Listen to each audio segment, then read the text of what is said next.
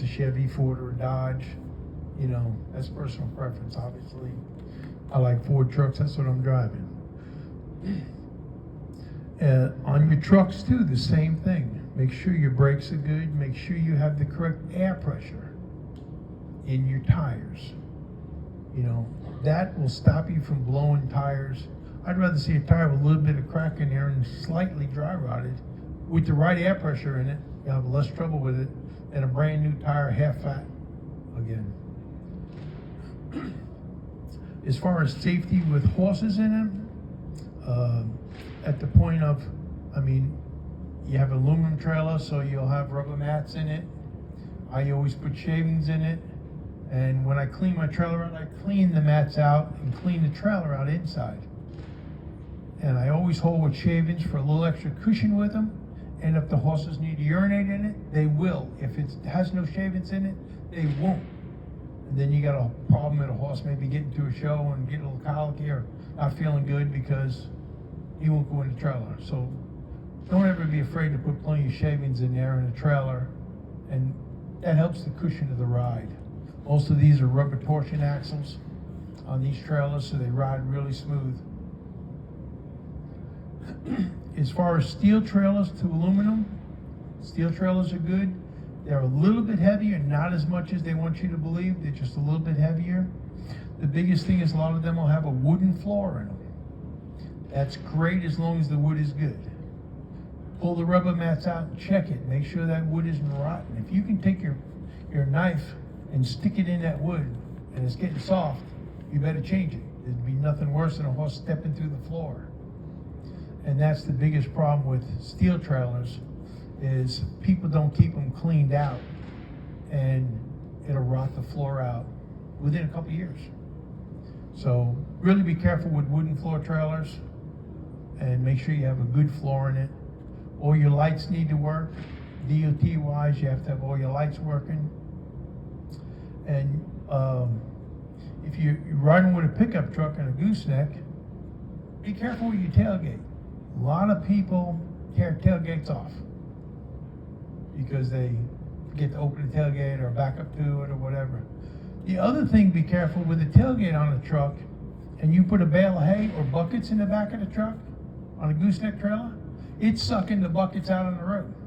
You'll get a vacuum underneath there. I've seen a bale of hay go like this, float in front of that trailer, just because of the tailgate. And so be careful what you put in the back of your truck if you're hauling the gooseneck trailer with the tailgate on. It will pull the bucket out, and then you're going to run over it, crash it, maybe tear a tire up. So be real careful with that. Larry, when you're looking at between steel and aluminum, and you're looking at towing capacity of your truck, what's the difference in weight between an aluminum trailer like that and a steel trailer like that? The thing with the steel trailers, they're all extremes. You can buy a real inexpensive, cheap, light steel trailer that probably won't weigh as much as a good aluminum trailer will, but it's going to rust out in a couple of years for you. So now if you get a real good, strong-made steel trailer, then they'll be a little heavier. But it's not going to be twice as heavy. It is going to be heavier though. And the biggest thing with the aluminum, it's a little lighter, but if it's a good made trailer, they're not a lot. They're probably 30% lighter, if that, you know. So it's not like you're talking a major difference in weight, but you are talking longevity on it. That trailer's going to last. Now, don't think that the aluminum trailers don't oxidize too. You pull your mats up, and if you didn't clean it out, that acid from the urine gets down in there, it'll look like a white powder. It's not going to look like a black rust or brown rust. It's going to look like a white powder. Well, that's oxidation of that aluminum, and it'll rot holes in the floor just the same. So what I do is when I take my trailers once a year, I try and strip them out. I pressure wash them all out, take them to a truck wash place, pressure wash them out. And I always put baking soda on the floor in an aluminum trailer, a lot of baking soda, and then put my mats back in. So if any urine gets under those mats, through the shavings and under the mats, it'll neutralize that acid. It will not eat your floor out. This trailer's never had a floor in it, and it's a 98 trailer. Been all over creation. And I just do that once a year to it and keep plenty of baking soda under my floor mats to neutralize all that acid. Is there anything anybody got, or going too fast or too far? Go ahead. Can you do that with the wood floor as well? Yes. Yeah.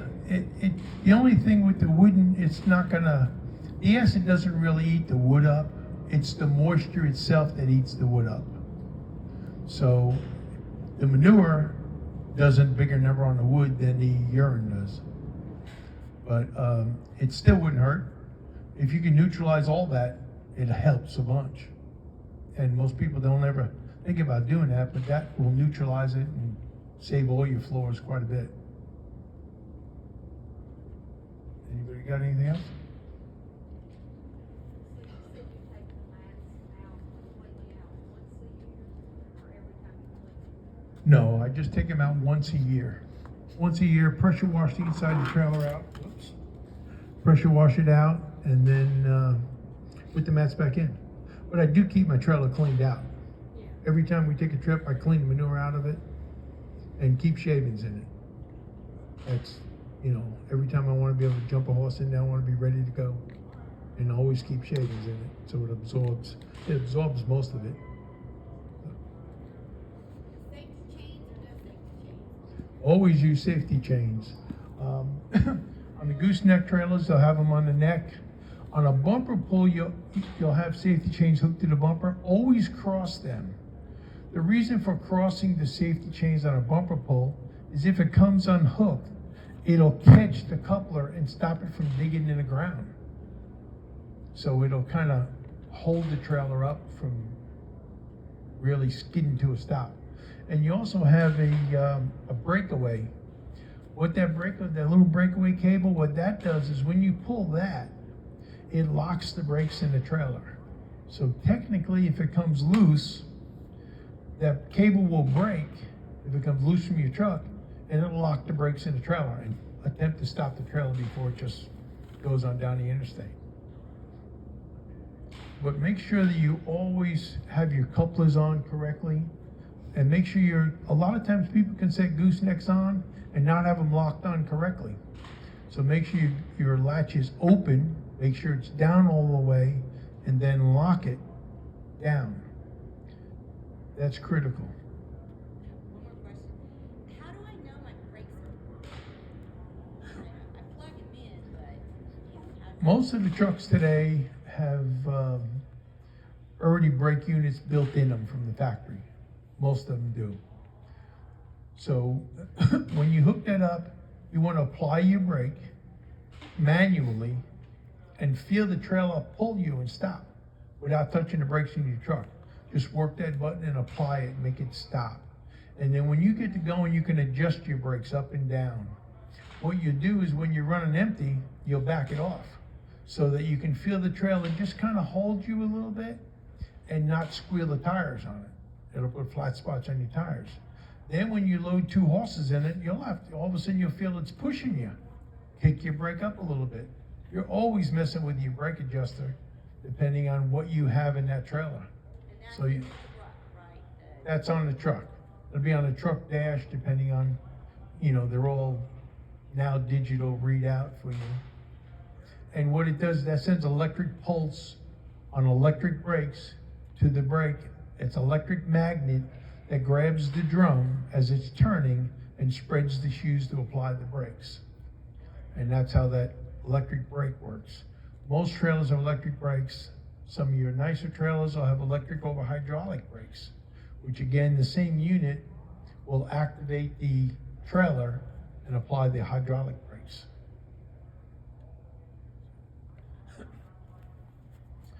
Let's see. Is there any reason why? Is there any situation where you would not buy a vehicle or not add trailer brakes to the vehicle? If you get an older vehicle, I'm going to say, goodness, it has to be something in the early 90s that may not have a brake unit. Or if you buy an SUV, they may not have a brake unit. But 90% of your trucks today that you buy to tow are going to have electric brake units in them. And they all have the 7-way RV plug now. So most of that's pretty standardized. Now, if you have an old trailer with a 6-way plug on it, and you go buy an adapter, they make a 7-way to 6-way adapter. The problem is you may go to Walmart and get one, you may go to, O'Reilly's and get one. Sometimes they're different. If you plug one of those adapters into your trailer and it locks the brakes, you have to take the adapter apart and change it because they have a wire wrong. Some wire it one way, some wire it the other way.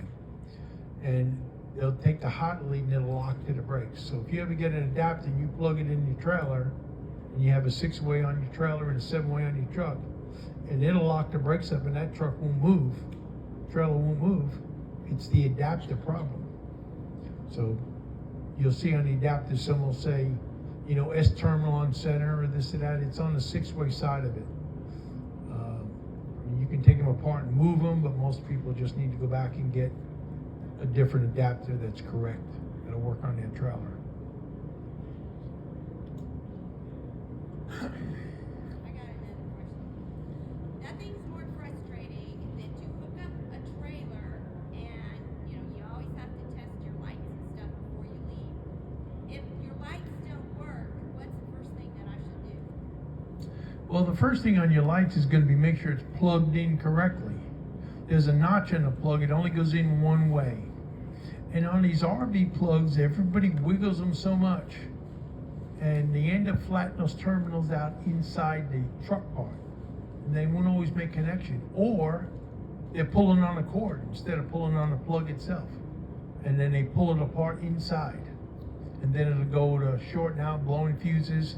When you go down the road and you watch your lights are flashing on and off and everything else, the first place you need to go is to that plug. That's usually where your problem is, from everybody pulling on a wire instead of pulling on. They just pull the plug and jerk it out, and the wires come loose inside.